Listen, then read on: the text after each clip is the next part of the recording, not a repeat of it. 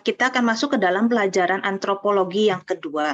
Nah, kalau kita bicara tentang antropologi, tentang manusia, itu tentu kita belajar berkaitan dengan manusia yang sudah jatuh dalam dosa. Nah, berkaitan dengan manusia dan kejatuhan manusia dalam dosa, maka banyak teks-teks itu diambil dari kitab Kejadian. Untuk itu, kita harus memahami dulu cara menafsirkan, cara membaca buku kitab Kejadian ini. Kitab Kejadian, ya, dalam bahasa Ibrani itu Bereshit. Dalam bahasa Yunaninya Genesis, yang artinya adalah asal, permulaan, awal, kelahiran, penciptaan. Jadi kalau Bapak, Ibu, Saudara membaca ya atau melihat nama-nama kitab Pentateuch, kitab 5 kitab pertama dalam Alkitab kita, atau dalam bahasa Ibrani itu digolongkan sebagai Pentateuch. Pentateuch itu 5 ya. Itu dinamakan berdasarkan kata pertama dalam bahasa Ibrani yang ditulis dalam kitab itu. Misalnya kitab Kejadian itu Bereshit, ya karena kata pertamanya Bereshit, ya pada mulanya Allah menciptakan langit dan bumi gitu kan. Misalnya Keluaran, Shemot, kayak gitu ya. Jadi 5 kitab itu dinamakan berdasarkan kata pertama yang tercantum, yang tertulis dalam kitab itu. Nah, kitab Kejadian ini dalam bahasa Ibrani itu Bereshit, yang artinya adalah permulaan. Nah, ada berbagai jenis sastra dalam Alkitab. Ya. Misalnya sastra narasi itu hanya menceritakan. Misal kitab Keluaran atau kitab sejarah, kitab Hakim-Hakim, kitab 1 Samuel, Raja-Raja, Tawarikh itu menceritakan ya narasi. Ada juga yang bentuknya itu puisi, ya. Puisi di nyanyian misalnya di dalam Mazmur atau puisi nubuatan dalam kitab nabi-nabi. Nah, jenis sastra kitab Kejadian ini apa? Jenis sastra kitab Kejadian ini adalah prosa narasi dengan bahasa mitos. Ya. Sekali lagi saya katakan bahasa mitos, bukan cerita mitos. Nah, apa itu bahasa mitos? Bahasa mitos adalah bahasa yang menggunakan lambang-lambang. Yang sepertinya cerita itu tidak mungkin ada dalam dunia nyata, ya. Bahasa lambang-lambang. Misalnya ular bisa bicara dengan manusia. Itu kan bahasa mitos. Nah, bahasa mitos ini dipergunakan karena bahasa ini sederhana dan mengena. Tentu yang sering ikut pemuritan di sini udah sering saya kasih ilustrasi ya. Misalnya di dalam kisah cerita-cerita rakyat di Indonesia itu ada cerita tentang Malin Kundang, itu kan cerita mitos ya. Anak dikutuk oleh orang tuanya jadi batu, itu cerita mitos. Itu cerita mitos. Nah, tapi ada pesan dalam mitos itu. Misalnya apa? Bahwa kalau anak melawan orang tua, nanti hatinya keras seperti batu. Ya. Ada lagi misalnya dalam kebudayaan orang Sunda ya, karena saya kan asalnya dari Bandung ya, misalnya nggak boleh duduk di ambang pintu ya. Untuk perempuan jangan duduk, nggak boleh tuh duduk di ambang pintu. Kenapa? Karena nanti berat jodoh, nggak dapet jodoh. Nah itu kan pakai bahasa mitos ya. Tapi pesan yang mau disampaikan di sini adalah apa? Ya sebetulnya secara etis tidak etis gitu duduk di ambang pintu itu, karena pintu itu kan buat orang lalu lalang jalan. Kalau kita duduk di situ kan ngalangin orang jalan. Lagi pula pintu itu kan keluar masuknya angin kan ya, sirkulasi udara. Sehingga apa nanti kita masuk angin gitu ya. Secara kesehatan, secara etika itu nggak benar gitu. Nah itu pakai bahasa mitos ya. Jadi nggak boleh tuh duduk di depan pintu, nanti nggak dapat jodoh. Nah, orang kan kalau perempuan dibilang nggak dapat jodoh kan ketakutan. Akhirnya nggak duduk di situ gitu kan. Nah itu. Jadi jenis sastra kitab Kejadian ini prosa narasi dengan bahasa mitos. Nah, kalau gitu, kalau pakai bahasa mitos, maka penafsirannya harus bagaimana? Di dalam penafsiran orang Yahudi, ini ada 4 jenis penafsiran. Kalau disingkat hurufnya itu PRDS. Supaya gampang kita bisa ngomong, kita bisa singkat ini, katakan ini paradise gitu ya, supaya gampang ya PRDS itu jadi paradise gitu ya. Nah, apa itu PRDS? Penafsiran yang pertama adalah pesat. Pesat itu artinya simpel, sederhana. Penafsiran secara harafiah. Ya harafiah itu maksudnya ya apa yang ditulis di situ ya begitulah artinya gitu ya. Yang kedua adalah remes. Nah, remes ini artinya adalah simbolik atau bisa juga alegoris atau artinya juga petunjuk atau hint gitu ya kalau dalam bahasa Inggris. Yang ketiga adalah dras atau midras, ya artinya itu eksposisi, insight atau aplikasi dari apa yang tertulis dalam teks itu. Nah, yang terakhir adalah short. Short ini artinya misteri, rahasia, mistik, gitu ya. Nah, kitab Kejadian tidak bisa diartikan kitab tafsirkan secara pesat, walaupun ada beberapa ahli kitab atau orang sarjana-sarjana teologi yang menafsirkan kitab Kejadian itu secara pesat, secara literal, secara harafiah. Kenapa kita nggak bisa menafsirkan kitab Kejadian itu secara harafiah? Pertama, karena nanti artinya menjadi sangat dangkal. Nggak ada meaning yang lebih dalam, gitu ya. Dan juga yang kedua, ketika kita sudah di dunia yang maju, mungkin kalau kita bicara 2000 tahun yang lalu, 3000 tahun yang lalu, secara harafiah begitu ya orang masih percaya. Tapi sekarang dengan kemajuan teknologi dan segala macam, ini jadi konyol gitu ya, jadi absurd gitu kitab Kejadian, kisah dalam kitab Kejadian ini. Misalnya gini, hari pertama Tuhan menciptakan langit dan bumi gitu ya, universe gitu, alam semesta. Alam semesta itu jadinya jutaan tahun gitu kan, miliaran tahun, bukan jutaan tahun, miliaran tahun, 14 miliar tahun. Kenapa kok 1 hari gitu? Terus udah gitu, misalnya lagi hari kedua Tuhan menciptakan ini, hari ketiga Tuhan menciptakan ini. Itu kalau kita sekarang menyelidiki hal itu secara ilmiah, itu akhirnya menjadi orang-orang Kristen menjadi ateis. Wah, ini nggak bisa dipercaya nih Alkitab gitu kan. Terus misalnya ada ular yang berbicara dengan manusia. Mana ada ular bicara sama manusia, dari dulu sampai sekarang nggak pernah ada gitu kan. Nah, jadi nggak bisa diartikan secara sederhana, secara pesat, secara simpel begitu nggak bisa, secara literal ya. Jadi harus diartikan secara simbolik. Ya, ada arti-arti yang tersembunyi di balik kata-kata itu. Nah, dan juga diartikan secara deras atau midras ya. Apa sih maknanya kisah-kisah dalam Kejadian ini? Apa maknanya? Nah, bagaimana aplikasinya? Apa yang kitab suci ini mau sampaikan kepada kita? Seperti itu. Nah, siapa penulis kitab Kejadian ini? Selama ribuan tahun orang percaya dan ini juga secara tradisi orang Yahudi percaya bahwa yang menulis kitab ini adalah Musa hingga abad 19. Ya, sarjana-sarjana biblikal, ya ahli-ahli arkeologi, ahli-ahli sastra, ahli-ahli bahasa Alkitab itu sudah menolak bahwa ini bukan ditulis oleh Musa.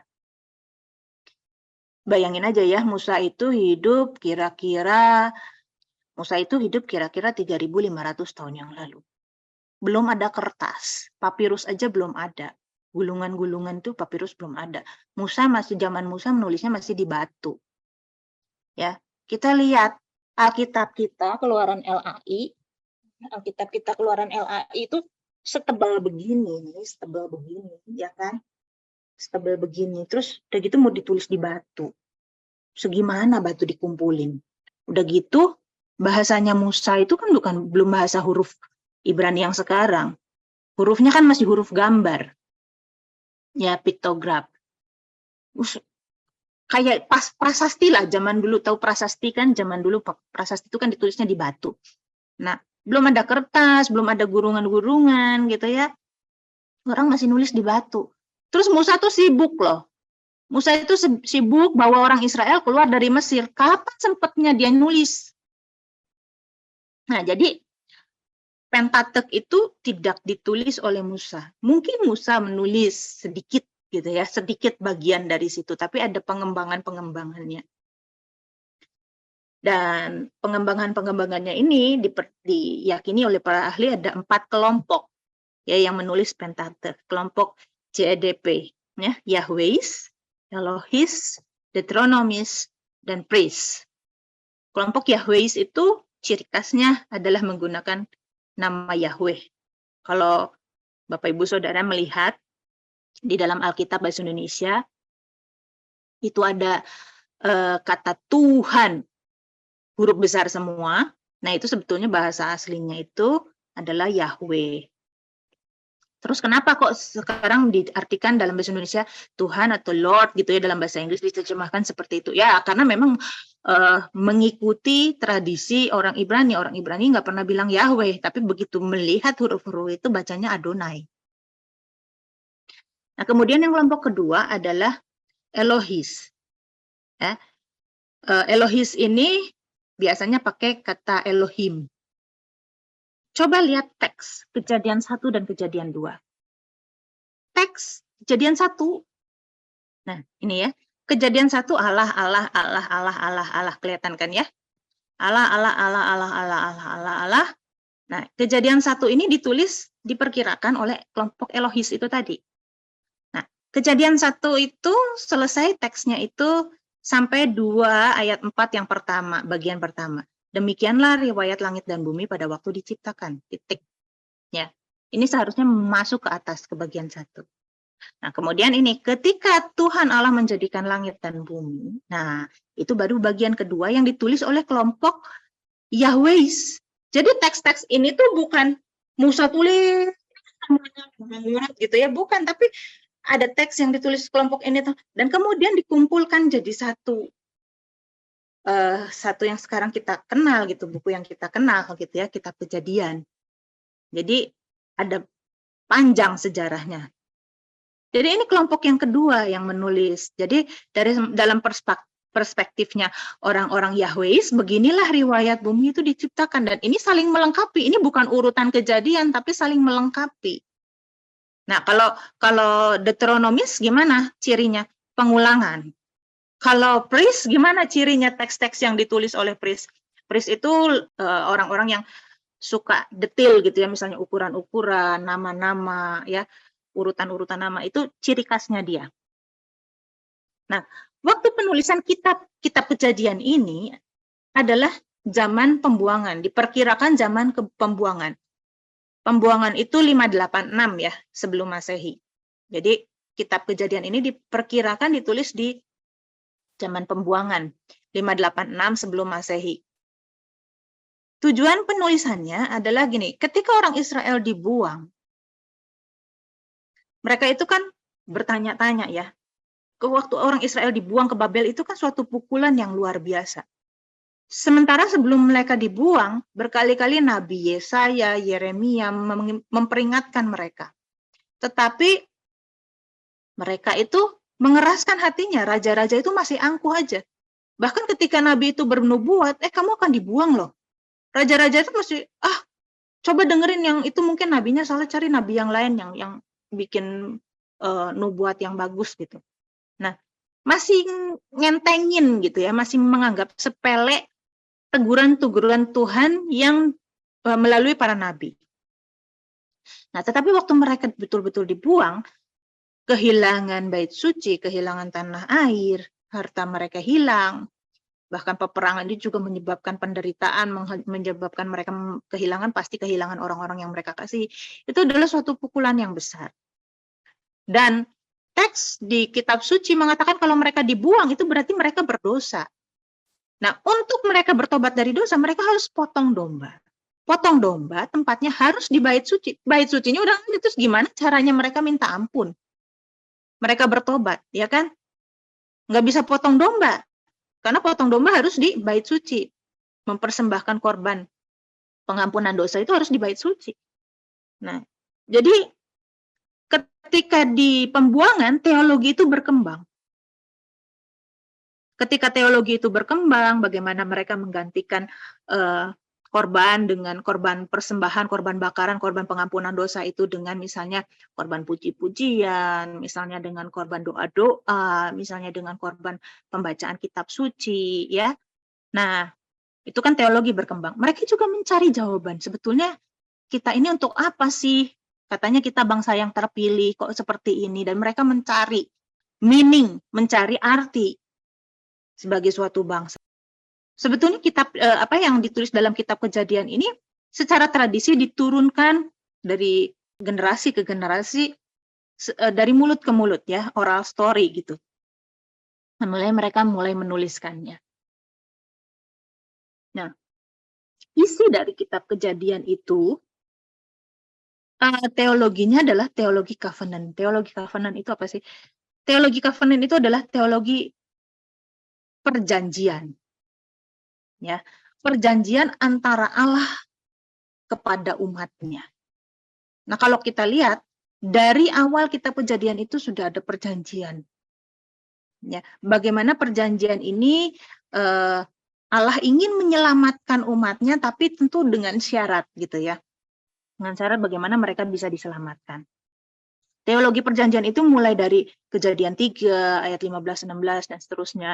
Kemudian juga Nuh dari anaknya Sem gitu ya. Nuh mendapat kasih karunia di mata Tuhan dan kemudian Tuhan itu mau tinggal di kemah-kemahnya Sem. Kemudian dari Sem ke Abraham ya, bahwa oleh karenamu semua kaum di muka bumi ini mendapatkan berkat. Terus dari Abraham terus ke Yakub, ke Ishak, ke Yakub ya.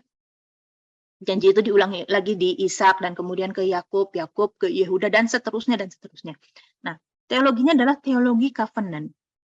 Bahwa Allah membuat perjanjian untuk menyelamatkan umat manusia. Nah, inilah cara membaca kitab Kejadian. Ya, saya kasih contoh tadi ya, bukan mitos, bukan pakai bahasa mitos, tapi bukan cerita mitos gitu ya. Memang ada cerita penciptaan, tapi kalau dikatakan 6 hari, itu bukan harafiah kita artikan 6 hari dalam arti 24 jam. Karena kata yom dalam bahasa Ibrani itu adalah suatu rentang waktu yang panjang. Nah, itu kan. Jadi kita lihat ada simbol-simbolnya di situ, misalnya kata yom. Atau misalnya Taman Eden, taman di Eden. Ya. Taman itu adalah suatu tempat yang baik, yang nyaman, yang indah gitu ya. Nah, itulah taman, arti taman. Atau misalnya pohon kehidupan dan pohon pengetahuan yang baik dan yang jahat. Apakah betul-betul ada pohon yang membuat mata orang itu terbuka gitu. Ketika makan buah, nah apakah makan buah ini kan sering digambarkan sebagai buah apel. Apakah betul-betul buah apel yang dimakan? Emangnya kalau makan buah apel terus tiba-tiba orang mendapatkan pengetahuan gitu ya, pencerahan. Kan enggak seperti itu. Nah, ada lagi misalnya 4 sungai. Ada 4 sungai yang mengalir dari taman itu gitu ya. Ada Pison, Gihon, Tigris dan Efrat. Kalau kita lihat di peta, Tigris dan Efrat itu masih ada sungai ini sampai zaman sekarang. Tapi Pison dan Gihon, sungai apa itu? Nggak pernah ada sungai itu gitu ya. Nah, ini berarti Taman Eden itu suatu tempat yang jasmani tetapi juga rohani gitu. Karena Pison dan Gihon ini kan nggak ada sungainya. Tapi Tigris dan Efrat ada. Nah, terus juga ular, terus juga kematian. Pada hari engkau mau makan buah itu pastilah engkau mati. Lah kenyataannya nggak mati kok. Artinya kematian ini juga kan sebuah kata simbolik. Yang kalau kita bisa artikan ini adalah keterputusan antara hubungan antara manusia dengan Allah. Dan keterputusan hubungan manusia dengan Allah ini menyebabkan kematian rohani, dan kematian rohani itu akhirnya menyebabkan kemerosotan jasmani, sehingga jasmani pun kelak mati juga gitu. Nah, terus misalnya pengusiran dari Taman Eden, apakah ini kejatuhan manusia asalnya di surga atau jatuh ke bumi, gedebuk gitu ya? Kan tidak bisa diartikan seperti itu. Pengusiran dari Taman Eden itu apa gitu ya? Nah, ini juga suatu simbol ya. Jadi pakai bahasa mitos, tetapi ini bukan cerita mitos ya. Jadi kita harus memahami makna dengan cara penafsiran yang benar, bukan dengan cara penafsiran pesat, bukan dengan cara penafsiran yang simple, yang sederhana ya. Karena kalau mungkin kita cerita untuk anak sekolah minggu silahkan aja pakai pesat. Tapi kita kan bukan sekolah minggu lagi di sini kan ya. Bapak Ibu bukan sekolah minggu lagi yang bisa diceritain. Ada ular yang ngomong sama Hawa. Lah, terus kalau meaningnya gitu gimana dong? Sekarang kita masuk ke dalam penciptaan manusia. Kejadian 1 ayat 26. Berfirmanlah Allah, baiklah kita menjadikan. Asah, bukan menciptakan, menjadikan. Kalau cipta itu dari tidak ada menjadi ada. Kalau asah menjadikan berarti ada bahannya kan. Menurut gambar, selem dan rupa kita, demot. Supaya mereka berkuasa atas ikan-ikan di laut dan burung-burung di udara dan atas ternak, atas seluruh bumi dan atas segala binatang melata yang merayap di bumi. Jadi tujuan Tuhan itu punya tujuan. Kita minggu lalu belajar bahwa manusia ini baru segambar, belum serupa. Dan apa artinya segambar, juga apa artinya serupa. Ya, manusia baru segambar. Manusia mempunyai dua unsur yang sama, yang juga dimiliki Tuhan. Segambar itu bukan berarti persis gitu ya image-nya. Kalau manusia punya mata dua, berarti Tuhan punya mata dua, karena manusia diciptakan menurut gambar Allah. Kalau manusia punya tangan dua di kiri dan di kanan, maka Tuhan juga seperti itu karena manusia diciptakan menurut gambar, menurut pattern dari Allah. Nah, bukan seperti itu kan? Manusia matanya dua di depan, kalau ada yang nyolek dari belakang, maka mesti muter dulu gitu ya. Kalau lagi tengeng, lagi sakit leher, maka nggak kelihatan siapa yang nyolek. Kan nggak seperti itu. Ya, katanya kan Allah Maha tahu, masa nggak bisa tahu siapa yang di belakangnya.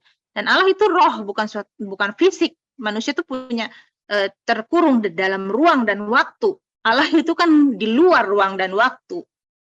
Nah, jadi apa itu artinya manusia diciptakan segambar dalam image, dalam gambar Allah, ya, imago Dei. Nah, apa itu manusia dalam gambar Allah?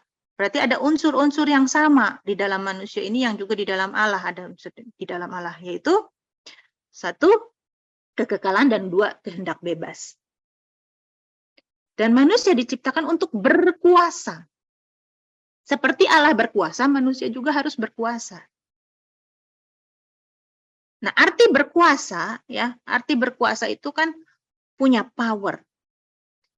Tetapi Allah sebagai pribadi yang punya power, berkuasa, itu dia tahu batas. Kalau dia nggak tahu batas, dikuasai oleh kemampuannya, oleh powernya, maka dia tidak berkuasa. Nah, manusia ini kan, contohnya waktu Hawa digoda iblis. Hawa itu tidak bisa menguasai keinginannya yang berkuasa atas dia. Jadi dia belum berkuasa sebetulnya, masih dikuasai. Nggak tahu batas. Orang yang punya kekuasaan itu harusnya tahu batas. Raja yang lemah lembut, ya Tuhan Yesus itu naik keledai. Lihatlah rajamu ketika Minggu Palma, Tuhan Yesus masuk ke dalam Yerusalem, naik keledai, lihatlah rajamu datang. Raja itu kan seharusnya raja yang menang, itu kan wah gagah gitu ya. Tapi ini dikatakan raja yang lemah lembut. Manusia itu diciptakan untuk berkuasa atas ciptaan-ciptaan Allah. Nah, nih ya, maka Allah menciptakan manusia itu menurut gambarnya, menurut gambar Allah diciptakannya dia laki-laki dan perempuan diciptakannya mereka. Jadi, manusia sudah memiliki kekekalan. Sama seperti Allah adalah kekal. Tetapi, kehendak bebas manusia belum ditundukkan kepada Allah. Jadi, manusia belum memiliki keserupaan dengan Allah. Kejadian 2 ayat 7, ketika itulah Allah membentuk manusia itu dari debu tanah. Membentuk, bukan menciptakan ya. Jadi ada bahan. Bahannya adalah debu tanah. Dan menghembuskan nafas, nesyamah, ke dalam hidungnya. Demikianlah manusia itu menjadi makhluk yang hidup. Ketika debu tanah ini dihembuskan, kalau kita baca di Kejadian 2 ya, bahwa binatang-binatang ternak pun diciptakan dari tanah, tetapi mereka tidak dihembuskan nafas Allah. Ketika Allah menghembuskan nafasnya, apakah Allah perlu tarik oksigen dulu, hirup, terus dihembuskan, dibuang? Kan nggak perlu seperti itu. Allah kan nggak perlu oksigen, ya kan? Artinya ini adalah ada roh yang di dalam diri Allah yang masuk ke dalam manusia. Maka roh manusia adalah kekal. Karena roh itu dari Allah. Nah, demikianlah ketika manusia dihembuskan nafas Allah, manusia menjadi makhluk yang hidup, makhluk yang kekal. Dan Allah menetapkan dalam kedaulatannya bahwa manusia itu bisa menentukan takdirnya sendiri. Allah memberikan kehendak bebas kepada manusia sehingga manusia bisa menentukan hidupnya sendiri, nasib kekalnya sendiri. Nah, manusia ditempatkan di dalam taman di Eden, bukan di Taman Eden, di taman di Eden. Ayat 8, Kejadian 2 ayat 8 ya. Selanjutnya Tuhan Allah membuat taman di Eden di sebelah timur. Ya, lihat di sini ya. Allah membuat taman di Eden di sebelah timur. Kalau dikatakan di sebelah timur, artinya kita berpikir bahwa kita bisa membayangkan bahwa si penulis ini punya perspektif bahwa dia itu ada di sebelah barat, gitu kan? Nah, kalau kita lihat peta ini ada Efrat di sini ya, di Irak ini ya, sekarang Irak ya. Kalau dulu Mesopotamia, di sini Babel ya. Nah, ada sungai Efrat, ada sungai Tigris, dua dari 4 sungai yang disebut dalam kitab Kejadian. Nah, kalau dikatakan ini di timur, berarti si penulis punya perspektif bahwa dia di sebelah barat, dan sebelah barat ini Israel. Jadi jelas bahwa penulisnya adalah orang Israel, ya. Atau dia punya perspektif gitu ya, punya bayangan bahwa dia adalah orang Israel dan dibayangkan bahwa dulu nenek moyangnya itu di timur gitu ya. Selanjutnya Tuhan Allah membuat taman di Eden di sebelah timur, disitulah ditempatkannya manusia yang dibentuknya itu. Lalu Tuhan Allah menumbuhkan berbagai-bagai pohon dari bumi yang menarik dan yang baik untuk dimakan buahnya.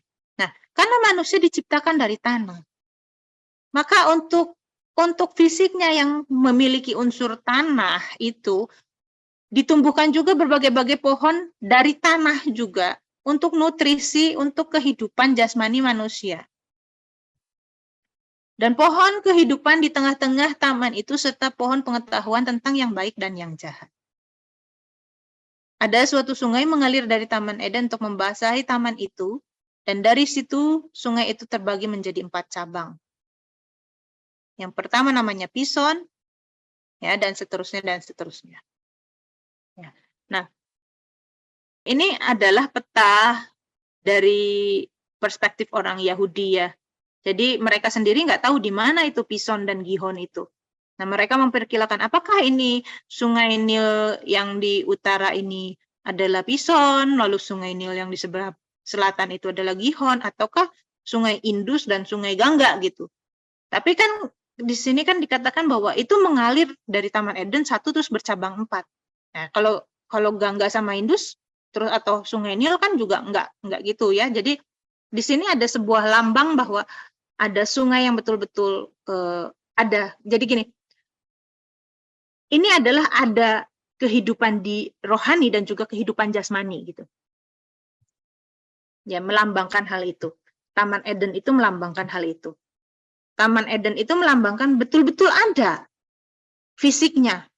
Tetapi juga itu bermakna rohani. Nah, fisiknya apa? Taman Eden ini adalah dunia sebelum dikutuk, sebelum manusia jatuh ke dalam dosa. Suatu dunia yang belum terkutuk, suatu dunia yang diciptakan Tuhan sungguh amat baik, suatu dunia yang bisa dikelola oleh manusia, yang khusus dibuat diciptakan untuk manusia. Tetapi juga bagaimana hubungan manusia di Taman Eden itu, manusia masih memiliki hubungan yang harmonis dengan Tuhan, ya, sehingga kehidupan manusia itu nyaman gitu di Taman Eden. Nah, kira-kira seperti itu. Ayat 15, Tuhan Allah mengambil manusia itu dan menempatkannya di dalam Taman Eden untuk mengusahakan dan memelihara taman itu. Manusia ditaruh di bumi untuk mengusahakan dan untuk memelihara bumi ini. Tuhan mempercayakan ciptaannya yang sungguh amat baik, ya. Masterpiece-nya Tuhan itu Tuhan percayakan kepada manusia untuk manusia kelola, ya. Dan kata mengusahakan di sini adalah kata abodah. Manusia harus bekerja, manusia harus mengusahakan, manusia harus abodah, manusia harus melayani Tuhan dengan cara bekerja, ya, dengan cara melakukan yang terbaik dari apa yang Tuhan telah percayakan kepada manusia. Manusia dipercayakan bumi ini, manusia disuruh mengusahakannya. Jadi untuk melayani Tuhan, manusia harus melakukan apa yang terbaik yang bisa dia lakukan dari apa yang telah Tuhan percayakan di dalam hidupnya. Nah, kemudian di taman di Eden itu ada banyak pohon.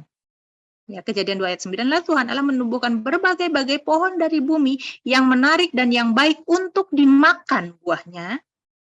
Ya, ada pohon mangga, ada pohon kesemak, ada pohon duren, ada pohon alpukat, dan pohon kehidupan di tengah-tengah taman itu, serta pohon pengetahuan yang baik dan yang jahat. Jadi, di sini juga ada dua. Ada makanan untuk tubuh manusia dan ada makanan untuk jiwa dan roh manusia. Itu artinya. Lalu Tuhan Allah memberi perintah ini kepada manusia. Perhatikan ya, perintah. Perintah ini harus dilakukan ya. Bukan saran ya, bukan usulan, tapi ini perintah. Tuhan memberi perintah ini kepada manusia. Semua pohon dalam taman ini boleh kamu makan buahnya dengan bebas. Manusia harus makan supaya dia hidup. Jasmaninya itu harus dalam keadaan baik. Itu manusia harus makan apa yang ada di Taman Eden. Tetapi pohon pengetahuan tentang yang baik dan yang jahat itu janganlah kau makan buahnya, sebab pada hari engkau memakannya pastilah engkau mati. Nah, semua pohon ya, yang tadi pohon buah-buahan dan pohon kehidupan itu harus kamu makan. Kan ini adalah suatu perintah. Makanlah kenyang-kenyang, makanlah dengan bebas. Segala buah dalam pohon-pohonan itu. Tapi pohon pengetahuan yang baik itu jangan dimakan. Nah, karena pada hari engkau memakannya, pastilah engkau mati. Dan kita lihat pada hari manusia memakan itu, manusia tidak mati secara harafiah, langsung is dead gitu, glepek gitu ya, mati langsung jatuh gitu kan enggak. Jadi ketika manusia memakan buah yang dilarang itu, melanggar perintah ya, yang dilanggar itu perintah, maka hubungan manusia dengan Tuhan terputus. Dan manusia diusir dari taman itu. Dengan perintah itu, bahwa manusia harus makan, maka ada proses pertumbuhan jasmani dan rohani. Ada tugas yang harus dilaksanakan. Ada perintah yang harus dilakukan. Perintah untuk bertumbuh, progres. Ya, fisik manusia itu kan bertumbuh kan. Dari anak-anak, dari bayi, anak-anak, dewasa itu bertumbuh, bahkan menua dan mati itu karena manusia sudah jatuh dalam dosa. Ada tugas untuk bekerja, untuk berkuasa. Ada dua tugas ya, untuk bertumbuh dan untuk bekerja. Fisik manusia dari tanah, untuk bertumbuh memerlukan nutrisi makanan yang tumbuh dari tanah. Sedangkan roh manusia itu dari Allah.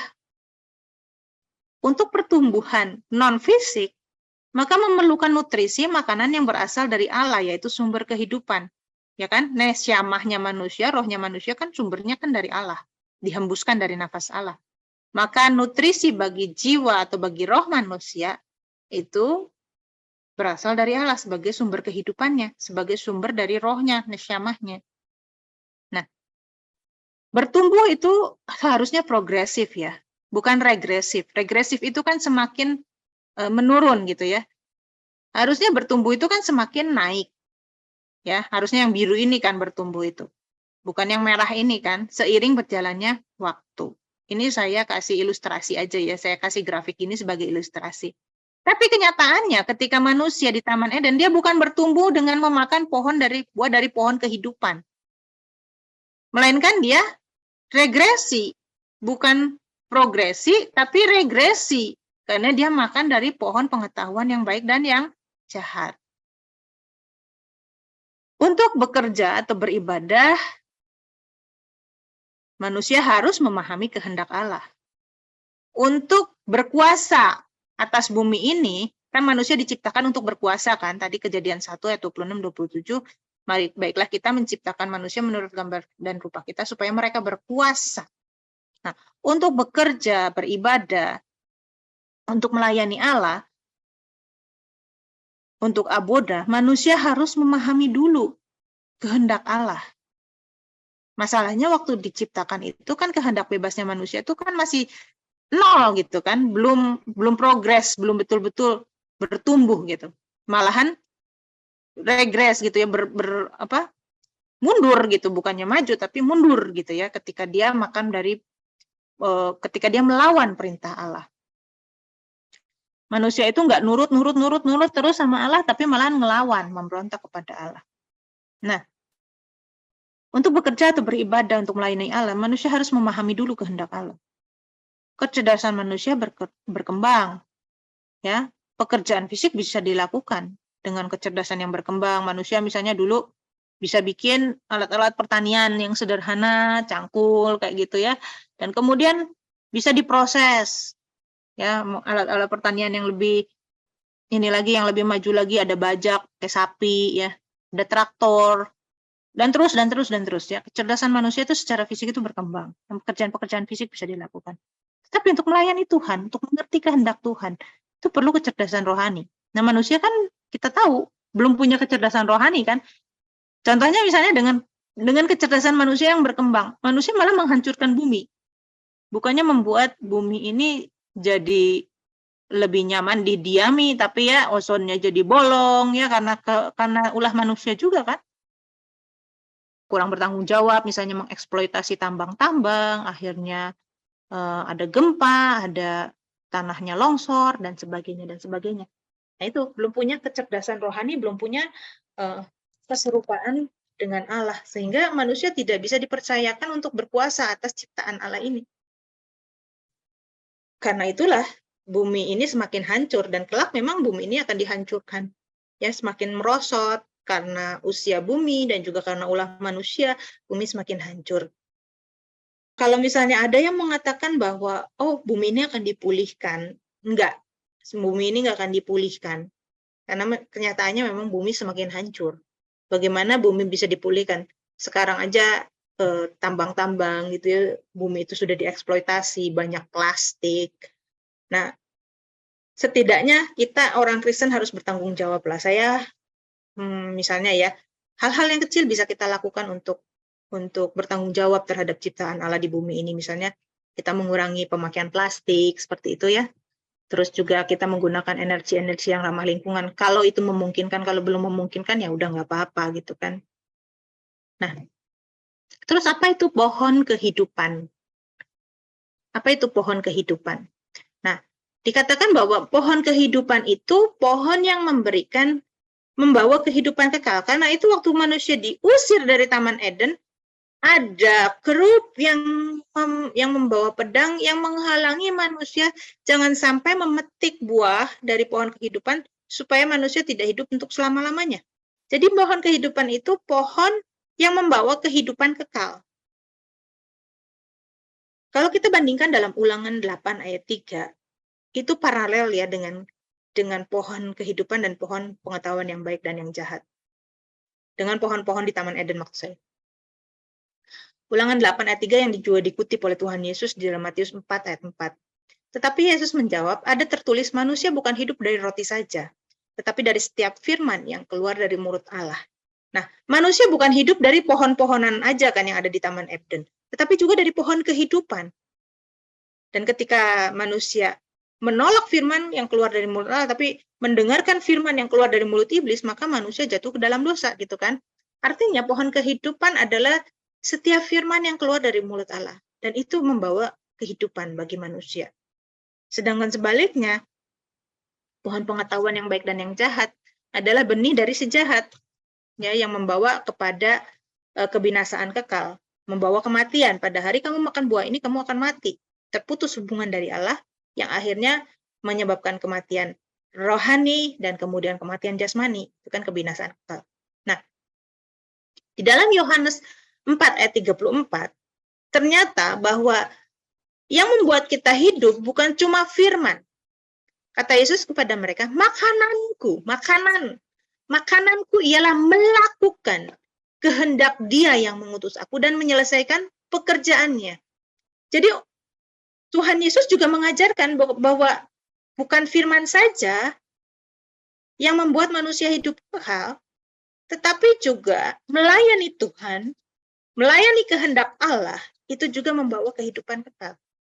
Oleh karena itu Tuhan Yesus katakan bahwa makananku ialah melakukan kehendak Dia, kehendak Bapa yang mengutus aku, dan menyelesaikan pekerjaannya. Dan bukankah ini ditulis dalam kitab Kejadian bahwa manusia diciptakan untuk berkuasa atas bumi ini, untuk mengusahakan Taman Eden itu, ya kan? Ini kan tugas untuk manusia sebetulnya.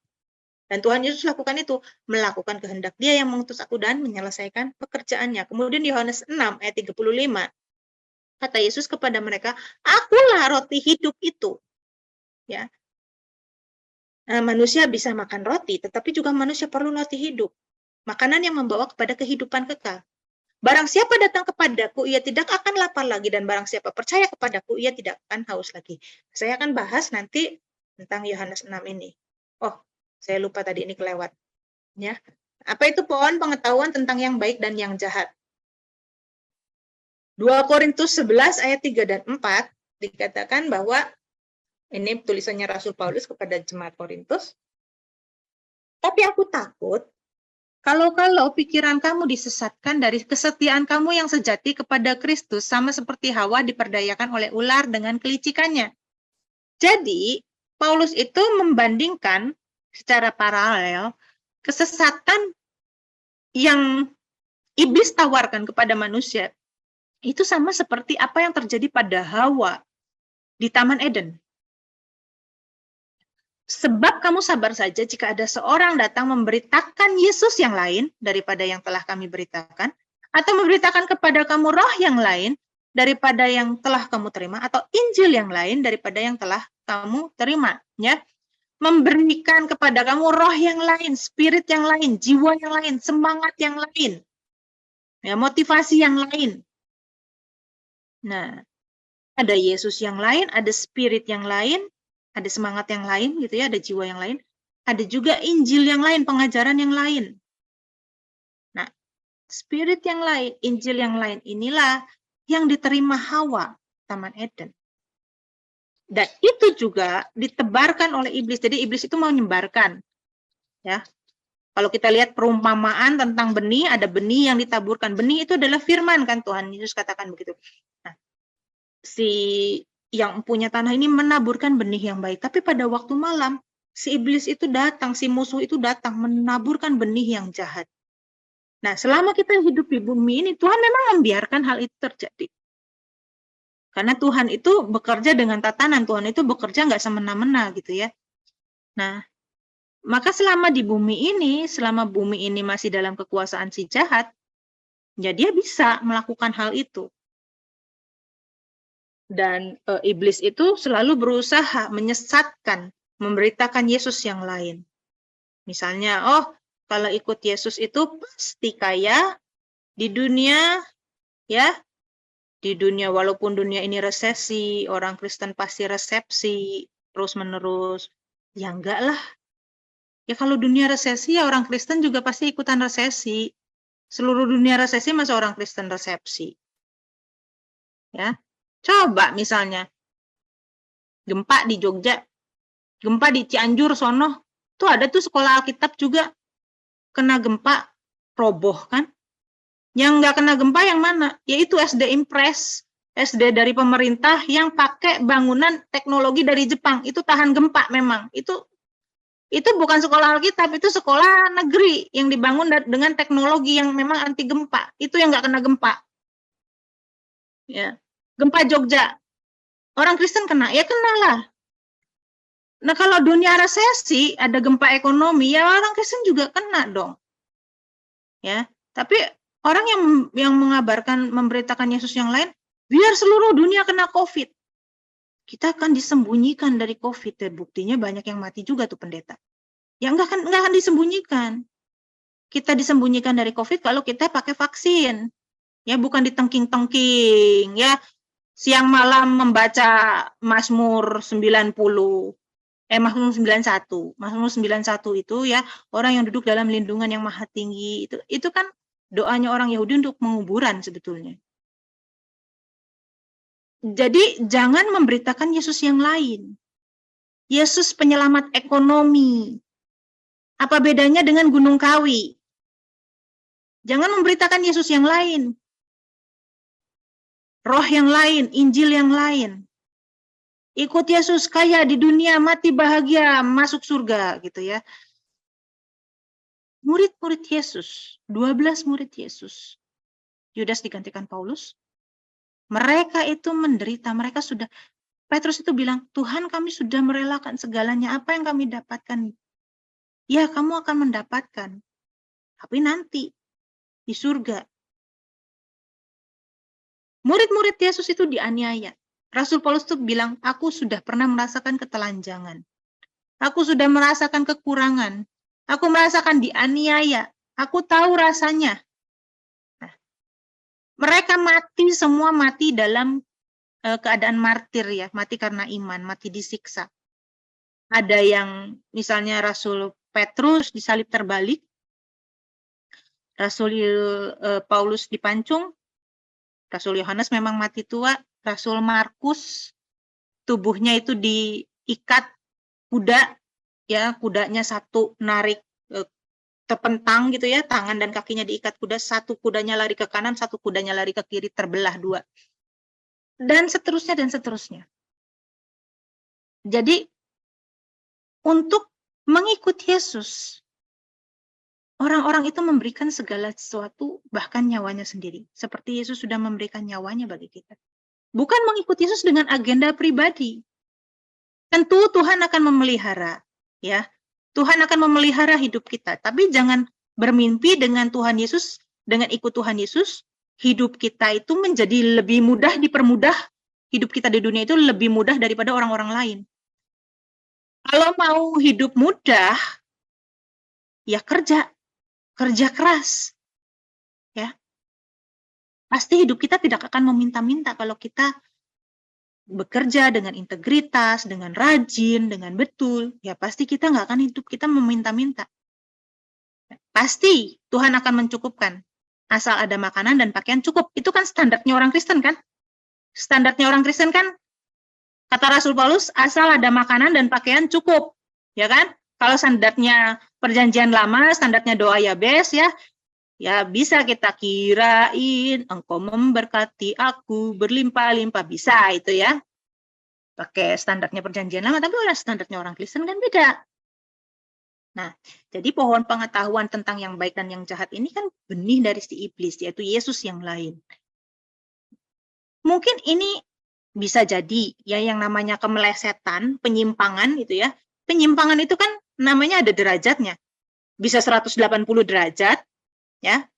Tapi juga bisa 90 derajat, bisa 45 derajat. Seperti itu kan.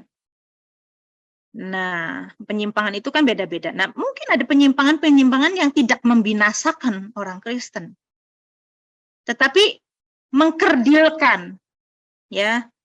Jadi orang Kristen jadi bantat, tidak bertumbuh rohaninya. Kenapa? Karena dininabobokan dengan Injil-Injil PHP. Ya, Injil-Injil PHP, pemberi harapan palsu gitu. Jadi orang Kristen punya iman yang kerdil. Tidak bertumbuh, tidak dewasa, tidak mencapai keserupaan dengan Tuhan. Nah, ini tadi sudah pohon kehidupan. Nah, ulang sedikit ya. Yohanes 6, kata Yesus kepada mereka, akulah roti hidup, barang siapa datang kepadaku, ia tidak akan lapar lagi, dan barang siapa percaya kepadaku, ia tidak akan haus lagi. Yesus berkata bahwa dia adalah roti hidup. Ya, ada makanan yang memberikan kehidupan, seperti pohon kehidupan di perjanjian, di kitab Kejadian. Maka ada makanan yang ditawarkan yang memberikan kepada kehidupan kekal. Yohanes 6 ayat 27-33. Bekerjalah. Ada upaya ya. Ada upaya yang dilakukan, ada usaha, bekerjalah. Bukan untuk makanan yang akan dapat binasa. Banyak orang berupaya mengejar makanan yang akan dapat binasa.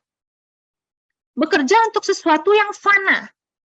Berupaya sungguh-sungguh, fokus hidupnya hanya untuk sesuatu yang fana. Bukan nggak boleh kita bekerja, orang Kristen harus bekerja keras, berintegritas, jujur, rajin, bertanggung jawab, harus. Tetapi fokus utama bukan di situ. Orang Kristen yang benar pasti dia bertanggung jawab dalam pekerjaannya. Ya. Tetapi juga bekerjalah, ya, bukan hanya untuk makanan yang dapat binasa, melainkan untuk makanan yang bertahan sampai kepada kehidupan kekal. Kalau kita untuk di dunia ini ya, untuk sehat, kita berjuang sungguh-sungguh, berapapun harga kesehatan itu kita bayar. Kita usahain. Untuk anak-anak kita bisa sekolah, kita sungguh-sungguh supaya anak kita punya biaya pendidikan. Tapi untuk kehidupan kekal kita seringkali lalai tidak memperhatikan itu. Nah, Tuhan katakan di sini bekerjalah, bukan untuk makanan yang dapat binasa, melainkan untuk makanan yang bertahan sampai kepada kehidupan kekal. Kumpulkan hartamu di surga, bukan di bumi. Di bumi ngengat dan karat bisa merusakkannya. Mencuri bisa mencurinya. Makanan yang bertahan sampai kepada kehidupan kekal yang akan diberikan anak manusia kepadamu, sebab dialah yang disahkan oleh Bapa Allah dengan materainya. Lalu kata mereka kepadanya, apakah yang harus kami perbuat supaya kami mengerjakan pekerjaan yang dikehendaki Allah? Ya, ingat ini pekerjaan ya, berarti harus dilakukan, harus ada upaya. Jawab Yesus kepada mereka, inilah pekerjaan yang dikehendaki Allah, yaitu hendaklah kamu percaya kepada Dia yang telah diutus Allah.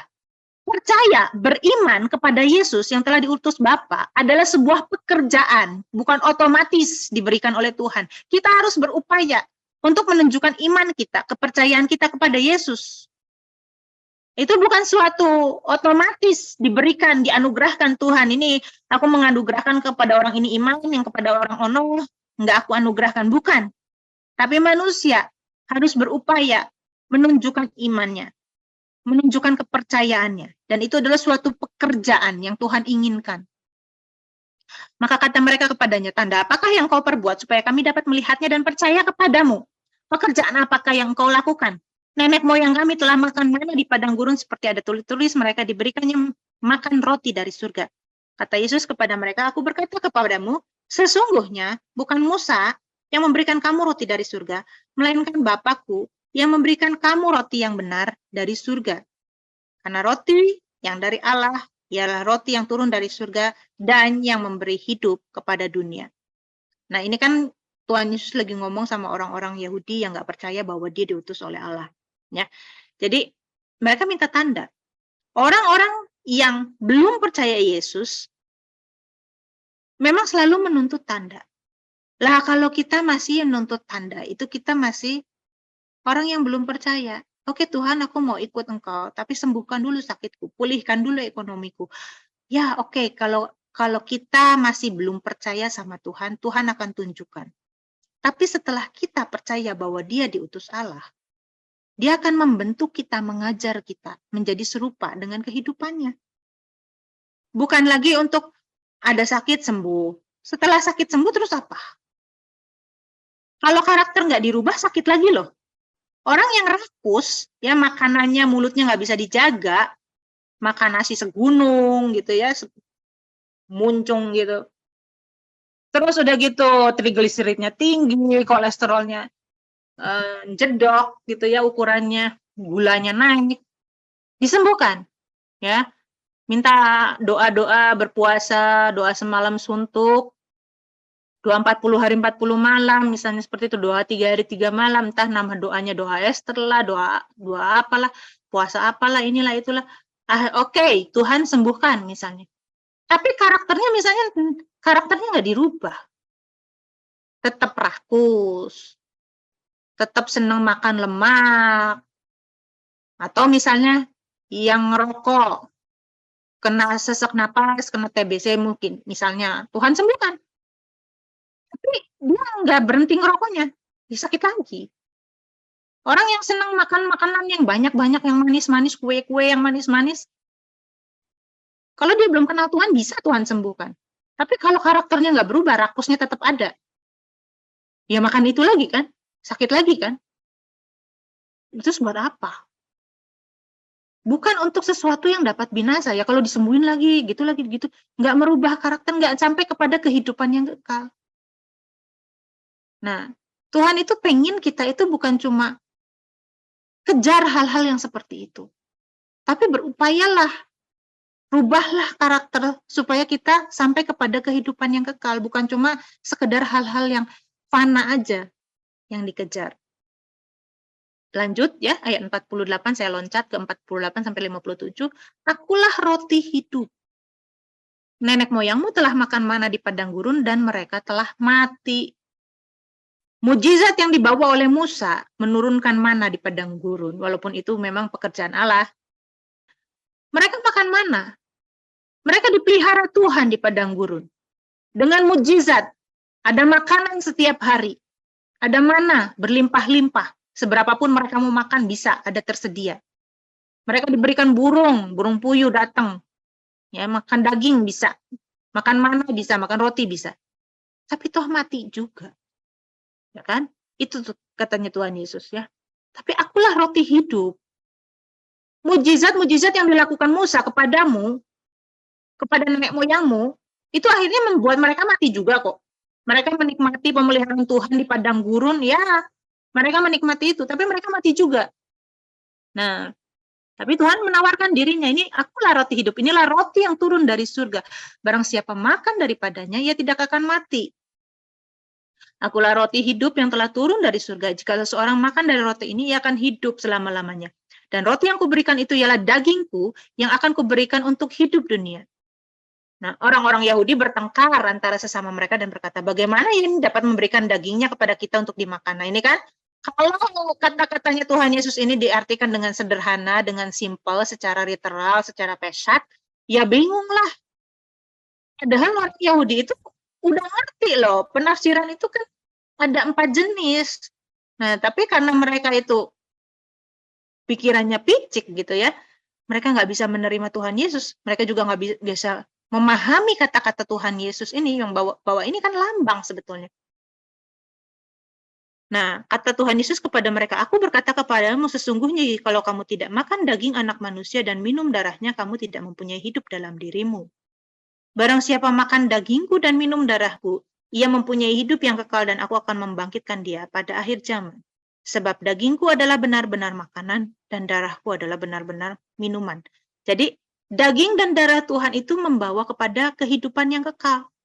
Nah, barang siapa makan dagingku dan minum darahku, ia tinggal di dalam aku dan aku di dalam dia, sama seperti Bapa yang hidup mengutus aku, dan aku hidup oleh Bapa, demikian juga barang siapa makan aku, akan hidup oleh aku. Nah, Tuhan Yesus tuh gambarin gini, aku ini sudah melakukan pekerjaan-pekerjaan yang Bapak inginkan.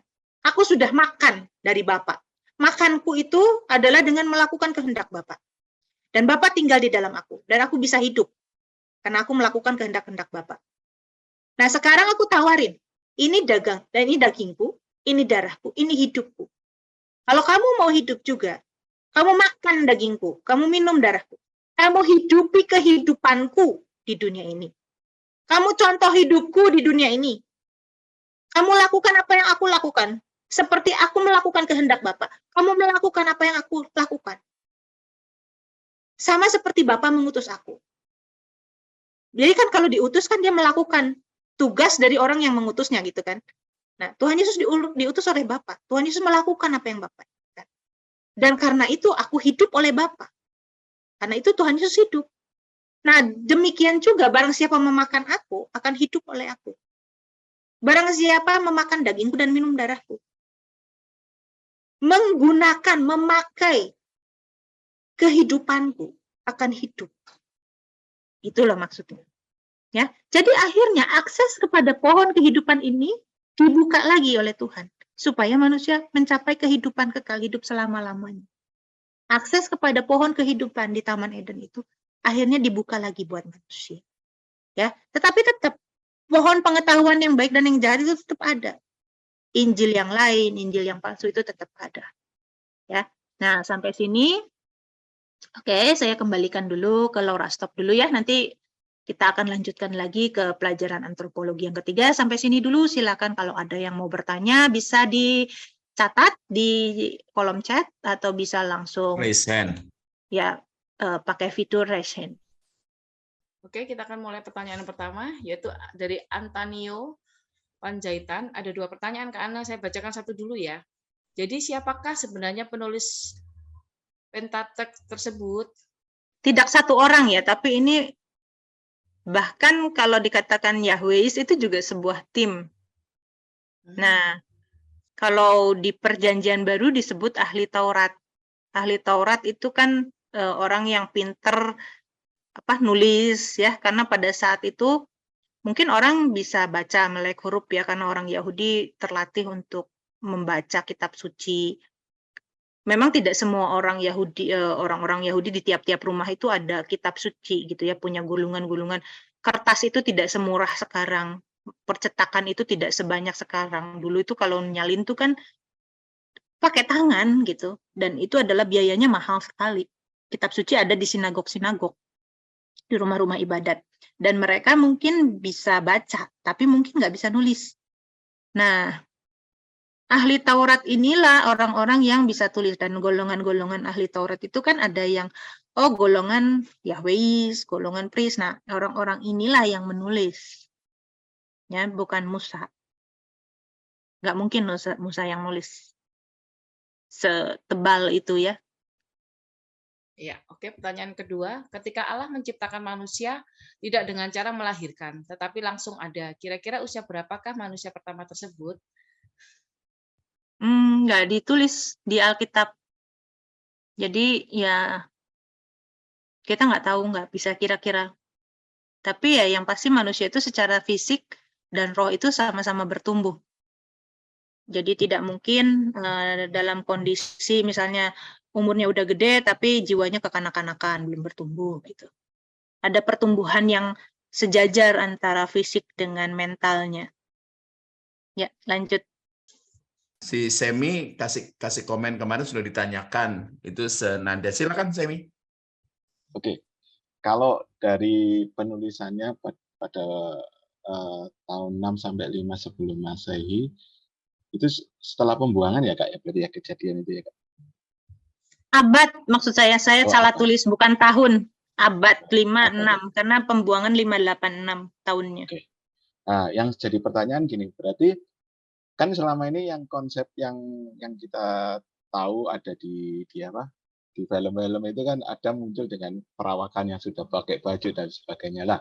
Apakah manusia zaman dahulu yang disebut dengan manusia purba atau katakanlah dengan teori Darwin itu gimana Kak hubungannya Kak? Karena tidak mungkin kan manusia sudah secanggih itu yang sudah memiliki baju yang atau apa gitu Kak, seperti itu. Ya, saya punya pandangan evolusi kreasionis. Jadi Tuhan itu menciptakan dunia dengan evolusi, dengan proses. Ya, jadi bukan penciptaan 6 hari, 6 kali 24 jam. Tetapi proses ya memang perlu proses yang lama gitu. Nah, kalau di kitab Kejadian ada kata Adam, Adam itu sendiri artinya manusia. Jadi di kitab Kejadian itu kata Adam itu sebetulnya manusia. Karena dalam bahasa Ibrani, ya manusia itu kan Adam. Nah, kita nggak bisa membedakan dalam bahasa Ibrani ini yang mana ini namanya orang, yang mana ini mengacu kepada kata manusia. Jadi ketika diterjemahkan dalam bahasa Indonesia ada manusia, ada Adam, atau dalam bahasa Inggris ada man, ada Adam, gitu, itu lebih ke penafsiran. Oh, yang ini nih, ini namanya orang. Oh, yang ini nih, ini artinya manusia. Baiklah kita menjadikan manusia, itu kan baiklah kita menjadikan Adam gitu menurut gambar dan rupa kita. Nah, artinya kan kalau misalnya yang kita lihat di Alkitab itu kan di hewan ternak dan sebagainya. Nah, bagaimana dengan hewan-hewan purba yang ada? Kemarin waktu kita beli buku apa itu Kak? Yang aku akhirnya bingung sendiri bacanya, nggak sampai aku lanjutin itu loh. Itu katanya kan ada tentang ada dinosaurusnya dan sebagainya itu. Apakah manusia pada waktu itu yang nulis ini itu mengenal hewan-hewan yang saya maksudkan tadi, hewan-hewan purba itu Kak? Ya, Karena di pada kenyataannya dinosaurus memang hewan-hewan purba itu memang ada, dan sekarang jadi minyak bumi, jadi tumbuhan-tumbuhan purba itu kan jadi batu bara gitu. Dan Cuma memang kenyataannya tidak memang tertulis ada, ya, Kak? tapi tidak sejaman dengan manusia. Tidak sejaman dengan manusia. Nah sejaman. Manusia modern itu mungkin peradabannya baru 10.000, 15.000 tahun, itu kan jutaan tahun yang lalu. Berarti Adam ini termasuk manusia modernnya ya, Kak ya? Bukan? Ya manusia kan diciptakan manusia, ya manusia. Bukan primata, manusia. Oh, manusia. Ya, monyet itu tidak diciptakan segambar dan serupa dengan Allah. Tidak punya kehidupan kekal. Manusia punya kehendak bebas dan punya kekekalan. Jadi kemungkinan kalau misalnya Adam pada waktu pertama kali dibuang dari Taman Eden yang gambarannya itu adalah mungkin dia akan hidup di gua-gua ya, Kak? Dibuang Lihat itu kan zamannya. keterpisahan dengan Allah.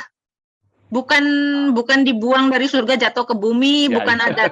ada tempat di Irak itu dulu yang namanya Eden itu, terus sekarang udah jadi gurun pasir, bukan, tapi itu adalah simbol.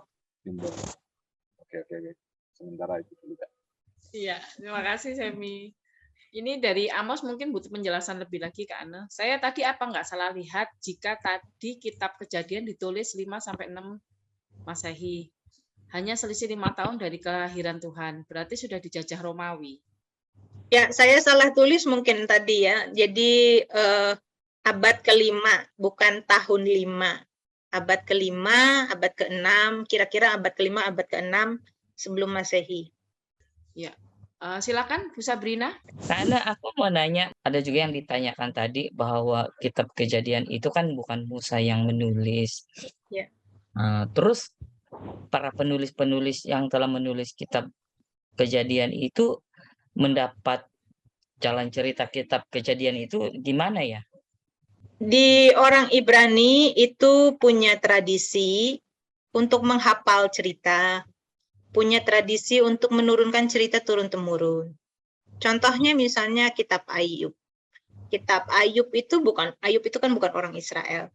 Dan cerita Ayub ini sudah tumbuh dan berkembang di tanah Kanaan sebelum orang Israel menjadi suatu bangsa.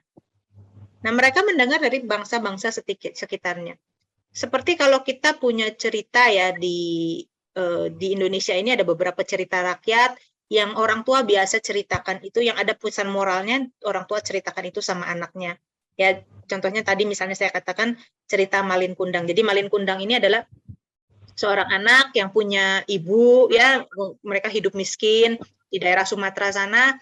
Terus kemudian si anaknya ini bertekad untuk merantau keluar dari pulau itu. Kemudian ketika dia kembali, dia sudah jadi saudagar kaya raya. Tapi ketika ibunya menyambut dia di pelabuhan, dia malu. Dia nggak mau mengakui ibunya karena dia melihat wanita miskin, wanita yang jelek dan sudah tua dan seterusnya. Dan ibunya ini sakit hati, lalu dia berkata, Malin Kundang, kamu jadi batu gitu ya. Dan di sana itu ada yang namanya batu seperti orang gitu ya, itu batu malin namanya di sana di daerah Sumatera sana. Nah, itu cerita rakyat yang diturunkan turun-temurun. Ada banyak cerita rakyat di Indonesia ini, ya pasti di Malaysia juga ada banyak cerita rakyat yang punya pesan moral. Nah, orang Yahudi juga punya tradisi seperti itu. Mereka menghafalkan.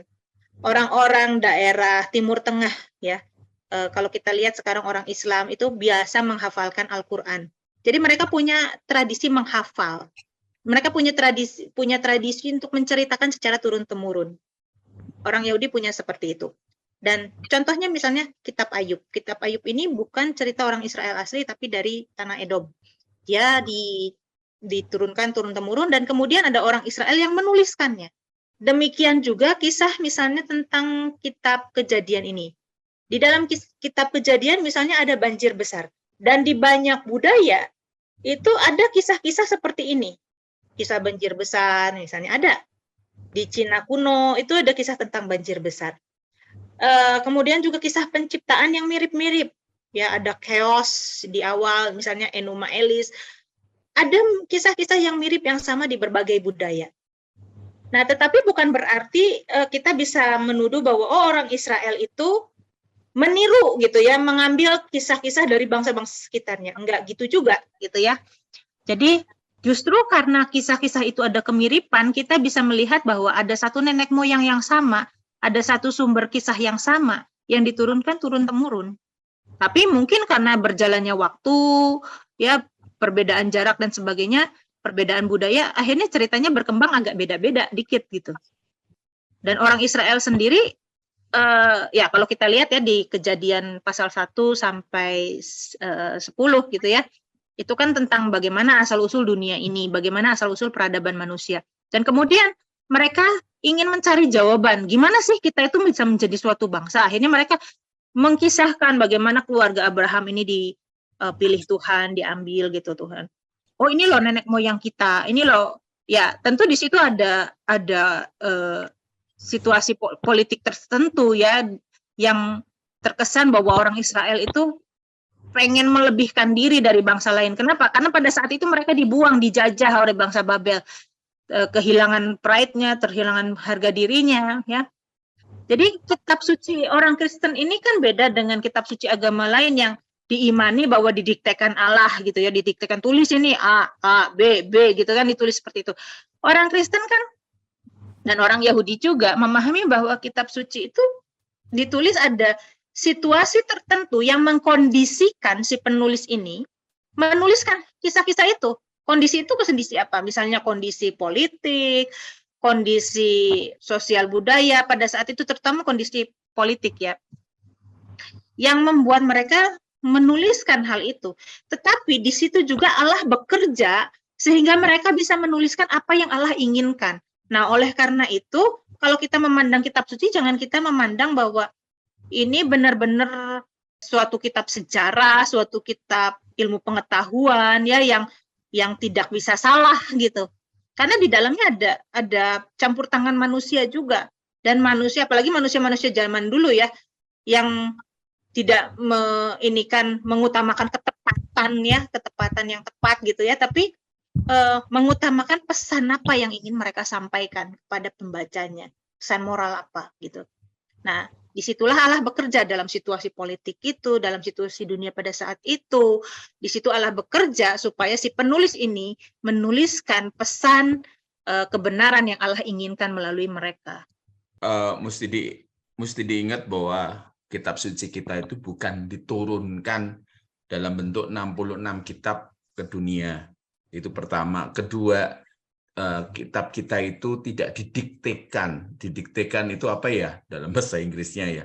Jadi Tuhan bicara terus ada seseorang mencatat gitu. Jadi sehingga titik komanya itu harus diatur. Jadi tidak seperti itu. Penulisannya berbeda. Ya, itu saja. Oh, jadi kalau begitu cuma kitab Kejadian ya yang ditulis oleh para orang Ibrani. Terus Kejadian Keluarannya itu bilangannya sama ya? Iya, jadi ada ahli-ahli Taurat ya, dan mereka itu punya mazhab Yahweh, Elohis, Deuteronomis, sama Priest. Nah, ini ada mazhab penulis Yahweis, misalnya menekankan pakai kata Yahweh. Tadi saya tunjukkan di Kejadian 1 itu ditulis oleh kelompok Elohis. Kejadian 2 itu ditulis oleh kelompok Yahweis. Itu bukan suatu cerita yang berurutan, tetapi dua kelompok yang berbeda dan perspektif yang berbeda, misalnya seperti itu. Kekasannya itu tadi ya, Yahweis, Elohis. Kemudian ada Deuteronomis, kelompok Deuteronomis. Kelompok Deuteronomis ini mengulang-ulang pesan. Nah, terus kemudian ada kelompok Priest. Kelompok Priest ini ciri khas tulisannya adalah detail. Detailnya misalnya detail ukuran, detail riwayat silsilah, anaknya ini. Nah, itu ciri tulisannya Priest. Musa itu kan diperkirakan hidup 1.500 tahun sebelum Masehi. Kan kita kan sekarang 2000, tahun 2000-an ya. Berarti kalau ditambah 1.500 tahun kan 3.500 tahun ke belakang. Nah, zamannya Musa itu belum ada kertas. Zamannya Musa belum ada papirus, gulungan-gulungan gitu ya. Nah, zamannya Musa orang nulis gimana? Hurufnya gimana, bahan tulisannya gimana. Nah, zamannya Musa, orang itu nulis di batu. Dan hurufnya itu bukan huruf Ibrani. Huruf Ibrani itu kan mengalami perubahan-perubahan. Yang sekarang kita lihat huruf Ibrani modern. Dead Sea Scroll itu ada huruf Ibrani kuno. Zamannya Musa itu hurufnya huruf gambar. Huruf piktograf ya. Nulisnya di mana orang zaman itu? Nulisnya di batu. Nah, sekarang kita kalau Ibu ada Alkitab, coba Ibu lihat setebal apa itu Pentateuch. Yang secara tradisi dikatakan bahwa Pentateuch ini Kejadian, Keluaran, Imamat, Bilangan, Ulangan. Secara tradisi ini dikatakan bahwa ini ditulis Musa. Kalau ini sekarang kita lihat ini tulisannya dalam bahasa Indonesia, dalam bahasa Malaysia mungkin kecil-kecil ya hurufnya ya. Tapi kita bayangkan kalau ini pakai huruf gambar, ditulis di batu. Seberapa banyak batu yang diperlukan untuk nulis Pentateuch ini? Musa nulis itu semua. Kapan Musa bisa nulis? Kapan Musa bisa membawa orang Israel pergi dari Mesir? Memimpin orang Israel di perjalanan, menghakimi masalah-masalah orang Israel, memimpin bangsa itu, mempersembahkan korban, dan lain sebagainya. Musa nggak punya kesempatan untuk melakukan itu. Nggak punya kemungkinan untuk melakukan itu. Nah, jadi mungkin ada yang ditulis Musa, tapi sangat sedikit, bagian kecil mungkin dari kitab Keluaran dan kemudian diteruskan oleh Yosua ya, tapi itu bagian-bagian kecil aja, nggak mungkin juga Yosua menulis kitab Yosua setebal itu, nggak mungkin. Nah, jadi ada orang yang menulis ulang dan secara lengkap sampai kita miliki sekarang ini gitu, Bu. Oke. Jadi tadi sebenarnya sedikit timbul pertanyaan di pikiran saya karena kalau kitab Kejadian itu orang Yahudi itu punya budaya untuk menceritakannya. Apakah tidak ada kemungkinan cerita-cerita itu yang mereka terima itu ditambah atau dikurangi ya ke Anda? Apakah itu cerita-cerita itu ditambah, dikurangi? Pastinya mereka ingin bahwa cerita ini bisa dibaca dengan enak ya kan, nggak terputus gitu ya. Kalau ada putus, ini kayaknya ada yang hilang dari kisah ke sini, itu kira-kira ada yang hilang, maka mereka akan buat cerita di situ kan supaya kisahnya itu mengalir dengan baik gitu. Nah, apakah itu ditambah atau dikurangi? Ya bisa jadi. Tetapi yang pasti bahwa Roh Kudus memimpin orang-orang penulis-penulis ini. Oleh karena itu kita percaya bahwa ini kita sebut kitab suci. Karena bukan hanya peran manusia saja di situ, tetapi juga ada peran Allah melalui manusia itu, melalui situasi dunia pada saat itu, sehingga semuanya itu bekerja bersama mendorong penulis-penulis itu menuliskan apa yang Tuhan mau sampaikan kepada umat manusia. Oke, ini saya bisa terima, bisa pahami. Terima kasih Kak Ana. Sebenarnya tujuan saya tanya tadi yang awal-awal, apakah benar bukan Musa langsung tidak menulis, tidak ada sedikit pun yang dia tuliskan di kitab itu, tapi Kak Ana sudah jawab ya tadi. Karena kan di dalam beberapa ayat itu kan tetap ada dicatat bahwa seperti contoh Musa menuliskan perjalanan mereka ketika keluar dari Mesir itu menuju tanah Kanaan, kan ada di dalam Bilangan kalau saya tidak salah. Iya. Musa menuliskan perjalanan dan persinggahan mereka, dan ketika dia menyampaikan hukum Tuhan itu yang di mana ya? Betul. Ketika Musa selesai menyampaikan hukum Taurat, lalu Musa menuliskan. Makanya aku tanya tadi. Saya nggak tahu ya sejarah di sana ya. Tapi di Indonesia ini kan ada sejarah, misalnya Kerajaan Majapahit, Kerajaan Kediri, Kerajaan Singosari gitu ya. Nah, ketika si sang raja ini menaklukkan suatu kerajaan lain gitu ya, misalnya Kerajaan Majapahit berperang dengan Kerajaan Pasundan misalnya ya, kerajaan di Jawa Barat gitu ya, maka akan dituliskan suatu prasasti. Prasasti itu kan di batu, itu kan catatan. Yang mencatat itu kan si raja, yang ditandatangani oleh si rajanya gitu ya, bahwa terjadi pada tahun ini terjadi perang begini. Nah, itu kan ditulis oleh raja. Tapi kemudian kita punya kitab yang menceritakan secara lengkap tentang sejarah Majapahit itu. Kitabnya apa namanya Kak Sony, lupa saya.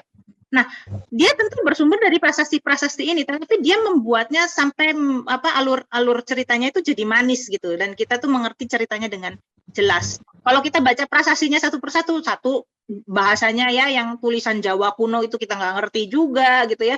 Terus juga mungkin nggak lengkap dari prasasti satu kita mesti kumpulin satu-satu gitu. Nah, tapi ada satu kitab yang ditulis oleh ahli sejarah pada saat itu, ya itu yang akhirnya kita bisa baca dengan lebih jelas gitu. Oh, ini Majapahit itu dulu tuh kayak begini gitu. Tapi dia bukan orang yang hidup di zaman Majapahit gitu. Bisa, saya ngerti Kak Ana. Baru tiba-tiba masuk di pikiran pelajaran waktu SD dulu. Kita belajar sejarah. Ada Majapahit juga. Oke. Terima kasih Kak Ana. Karena ini ada pertanyaan dari Bu Yohan di YouTube ya. Shalom, saya nitip bertanya, jika pohon kehidupan dan pohon pengetahuan figuratif, apakah gambaran ular dan taman di Eden juga bisa figuratif? Ya, pasti figuratif itu. Ular itu nggak mungkin suatu binatang yang kita lihat sekarang ya, reptil sekarang itu. Jadi itu adalah gambaran figuratif. Ya, oke. Ini ada pertanyaan lagi dari Antonio Kak Ana. Kak, berarti pohon yang disampaikan tadi bukan pohon sungguhan kah? Pohon secara figuratif, kurang lebih yang bersama ya ini.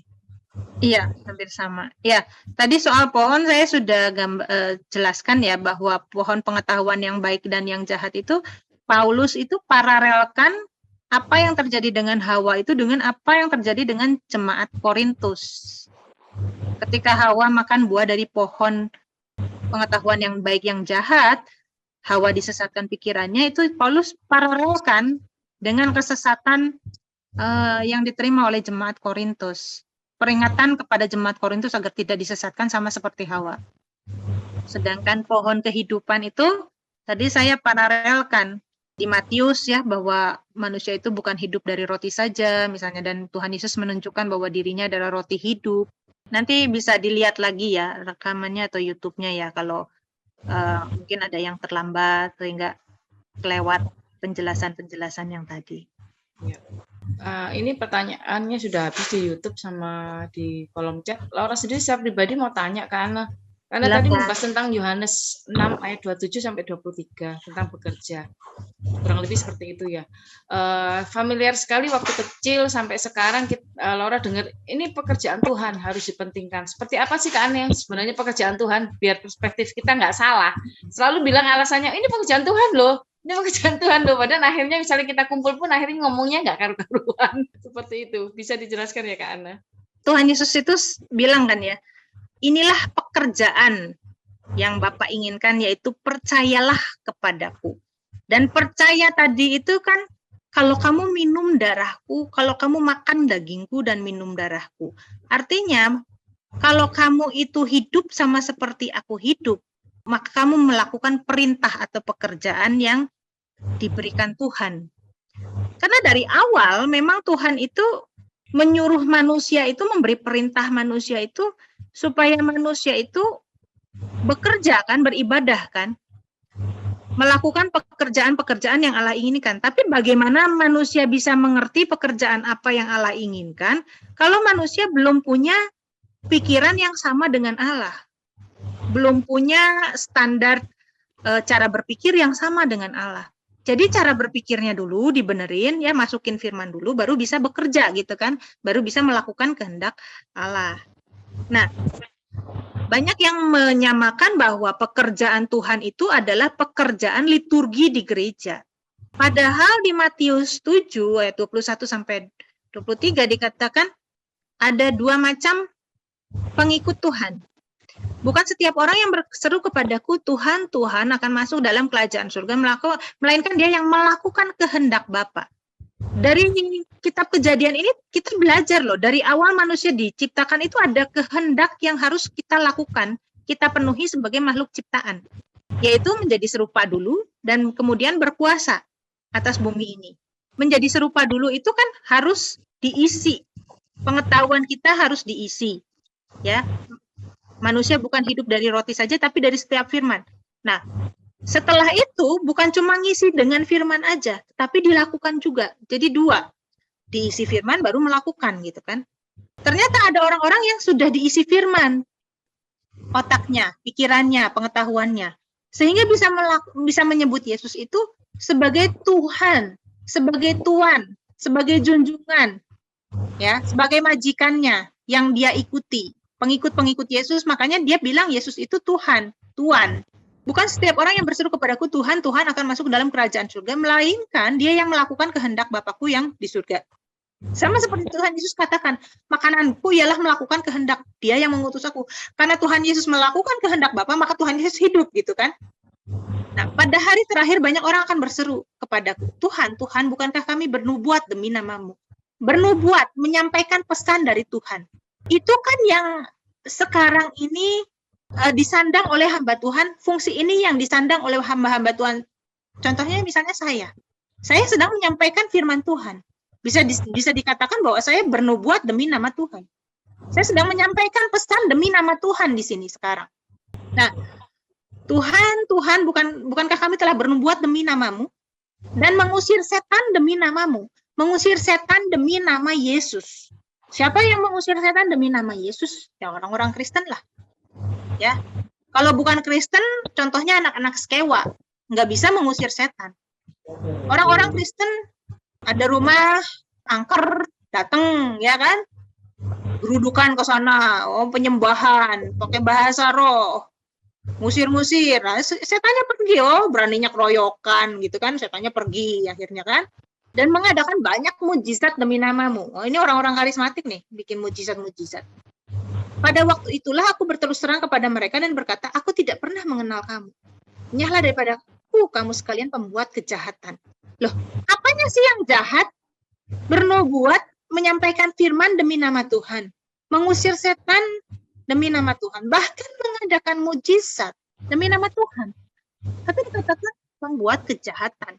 Dikatakan tidak melakukan kehendak Bapa. Jadi kehendak Bapa itu bukan sekedar pelayanan liturgi, pelayanan mimbar, bukan sekedar itu. Tapi lebih dari itu. Bekerjalah bukan sekedar untuk makanan yang fana. Bukan sekedar untuk hal-hal yang fisik, yang ada di bumi ini aja. Tapi bekerjalah untuk hidup yang kekal. Apa itu bekerja untuk hidup yang kekal? Menjadi serupa dengan Yesus, perubahan karakter, mencapai imago Dei, mencapai keserupaan dengan Allah, itu yang harus diusahakan oleh kita. Dan itulah yang membuat kita mencapai hidup yang kekal. Nah, itulah pelayanan yang sesungguhnya. Melakukan kehendak Bapa sejak awal manusia diciptakan adalah mencapai keserupaan dengan Bapa di surga. Nah, itu sih pelayanan yang sesungguhnya itu. Itu banyak ayat-ayatnya, misalnya Matius 5 ayat 48, karena itu haruslah kamu sempurna sama seperti Bapamu di surga adalah sempurna. Contoh lagi misalnya Roma 12 ayat 1 dan 2. Karena itu saudara-saudara, demi kemurahan Allah aku menasihatkan kamu supaya kamu mempersembahkan tubuhmu sebagai persembahan yang hidup, yang kudus dan berkenan kepada Allah. Itu adalah ibadahmu yang sejati. Itu adalah latreia, itu adalah pelayananmu. Itu adalah pekerjaanmu, latreia, pelayanan yang sejati. Ya. Pelayanan yang sesungguhnya itu mempersembahkan hidup kudus berkenan kepada Allah. Setiap hari 24 jam, bukan hanya 2 jam seminggu di gereja. Janganlah kamu menjadi serupa dengan dunia ini, tetapi berubahlah oleh pembaharuan budimu, sehingga kamu dapat membedakan mana kehendak Allah. Ya, karena kita itu dituntut untuk melakukan kehendak Allah, kan tadi di Matius 7 ayat 21. Kalau kita nggak melakukan kehendak Bapa, dikatakan kita melakukan kejahatan loh, itu dianggap jahat. Kalau kita melakukan semuanya itu, tetapi tidak melakukan kehendak Bapa, tidak ada perubahan, tidak bisa mengerti apa yang baik, yang berkenan kepada Allah, dan yang sempurna.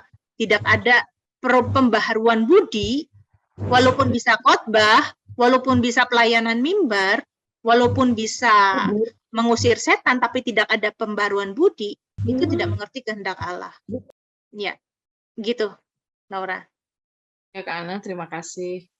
Ini kayaknya ada nyelip satu pertanyaan lagi dari Daniel. Kak, terkait sifat manusia yang kekal seperti Allah, dari pengajaran bulan lalu, tubuh manusia tidak immortal, jadi hanya rohnya yang kekal. Jika tubuh manusia mengalami kematian, walau manusia tidak jatuh dalam dosa, lalu apakah tubuh tersebut akan dibangkitkan lagi?